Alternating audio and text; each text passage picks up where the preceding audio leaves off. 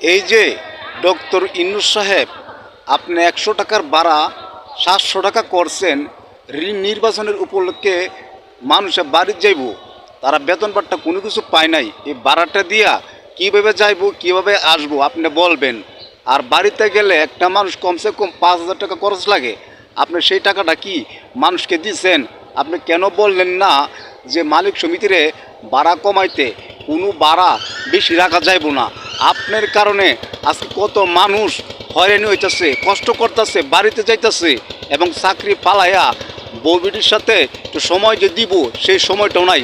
আপনি এত বড় আপনি ছুটিও দেন নাই এবং যারা এই ফ্যাক্টরির মালিক এবং কর্মচারীর বেতনও দেয় নাই। আর বেতন ছাড়া এরা বাড়িতে যাইতেছে। একবারে কেন বললেন না হাফ বেতন দিয়ে দাও, তোমরা বাড়িতে ঘুরে আসো, নির্বাচনের ভোট দিয়ে আসো? এইসব ধরনের কথা আপনি বলেন নাই। আপনি চাইছেন বাংলাদেশটাকে কীভাবে লুটপাট করে দেশের বাইরে পাচার করবেন, মাল সাবানা এবং টাকা পয়সা, সেই চিন্তা আপনি আছেন এবং বাংলার জনগণের দিকে আপনি তাকান নাই। মনে রাখবেন, এই বাংলার জনগণ যেদিন একবার মুখ ফিরিয়ে নেব আপনার কাছ থেকে, আপনি কোনো জায়গায় জায়গা পাইবেন না। যারা ভিডিও দেখছেন, ভিডিও থেকে আপনার ভিডিওটা শেয়ার করে দিন, সবাই দেখার সুযোগ করে দিন।